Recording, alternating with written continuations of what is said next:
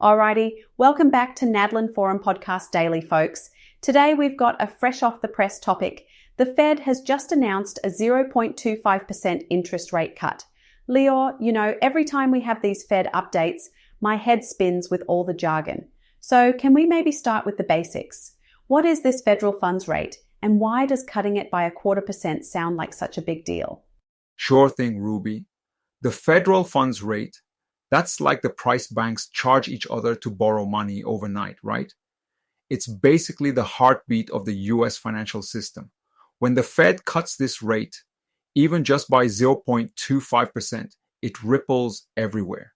Mortgages, business loans, your credit cards, all of that is affected. And this time is the first rate cut since early 2024. So the market's been watching super closely. The Fed's hoping cheaper borrowing costs will get more people and businesses spending, keep things moving, Right, and I guess it's not just about numbers. It's kind of psychological too, yeah? Like people feel a bit more confident to go out and buy stuff or maybe invest when they think money's a bit easier to get. But why the cut now? Has something changed recently that really pushed the Fed to go, yep, time to drop rates? Good question. It's a mix actually. Globally, demand is looking pretty soft. Places like China and Europe, they're slowing down, which puts pressure on the US economy. And here at home, the recovery's been, how do I put this? A bit slow and steady, but not quite as robust as the Fed would like. So they see this as a way to get out ahead of any bigger slowdown and keep growth going. It's not like a panic move, but more of an insurance policy. In 2020, I remember clients in New York after the last big rate cuts. Some used that chance to pay down debt faster, like they didn't just sit back, they actually got ahead on their mortgages. And others jumped in, picked up investment properties, or refinanced. Because suddenly, the math made sense again.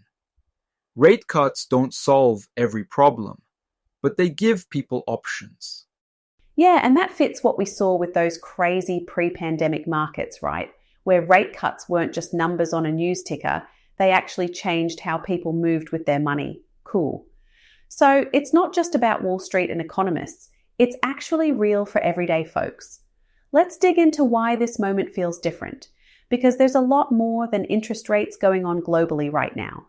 Absolutely. The timing really is important. We've got a situation where, yes, the job market in the US is hanging in there, but other sectors, manufacturing, global trade, they're basically dragging their feet. China's been slowing, Europe too, and that creates all kinds of uncertainty. When you got that level of volatility overseas, it seeps into US markets pretty fast. The Fed's move is partly about defending against that ripple effect, making sure international trouble doesn't infect the domestic recovery. Totally. And those ripples really do travel. Like, even back in Sydney, where I'm from, you can feel it.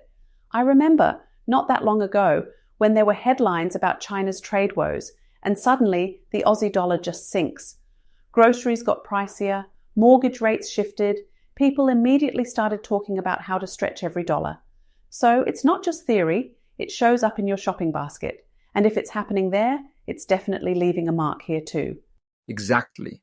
And that's what the Fed's worried about. Contagion, basically. If the US pulls back too much because the rest of the world's economy is wobbly, everything can slow down. The Fed wants to avoid that scenario, so they're saying, let's keep things moving. Let's support growth where we can. Cutting rates is their main tool for that. But it's also kind of tricky, right? Because like we talked about in the episode on mortgage volatility, when investors sense uncertainty, markets can get real jumpy, real fast.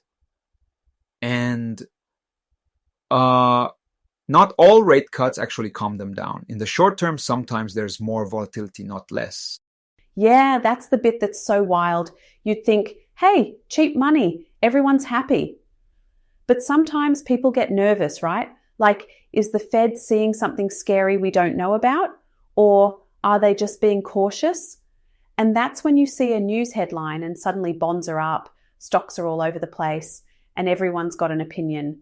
I guess these global slowdowns just make it even more important to be, nimble with your finances.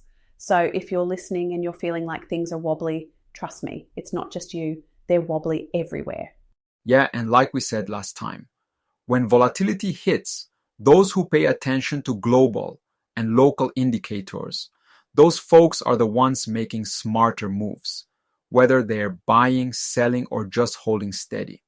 All right, so rate cuts set the stage. Global uncertainty adds drama. But what does it all mean for, say, a family out there deciding whether to buy, sell, or wait? That's what people really want to know. Absolutely, Leo. So let's bring this down to earth. How does this rate cut actually play out in people's lives? Like, are there winners and losers, or is it just the banks who care? No, it really shakes out across the board. On the plus side, if you're carrying a variable rate mortgage or you're shopping for a home loan, you could see lower rates pretty soon. Same for car loans, credit cards, business lines. All of that gets a little lighter. Remember that family we talked to last year? They managed to refinance their loan right after a similar rate cut. Their payments dropped enough that they could finally put money aside for renovations, even take a holiday for the first time in 5 years. That's the real world impact for borrowers. But here's the trade-off. If you're relying on interest from savings or you've got money in CDs, your returns might shrink a bit. Not everyone wins. So it's about weighing your personal situation. Yeah, so for investors, it's not all sunshine either. Stocks can get a boost, sure, but sometimes markets get spooked, right? And bond prices go up as yields drop, so it gets a little topsy-turvy.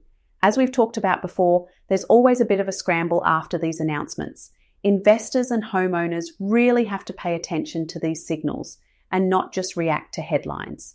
Do you have any practical tips for listeners, especially for our first timers or folks who are feeling lost in the noise? Yeah. Honestly, my 2 big tips. First, stay calm. Markets love drama, but you don't have to follow every swing.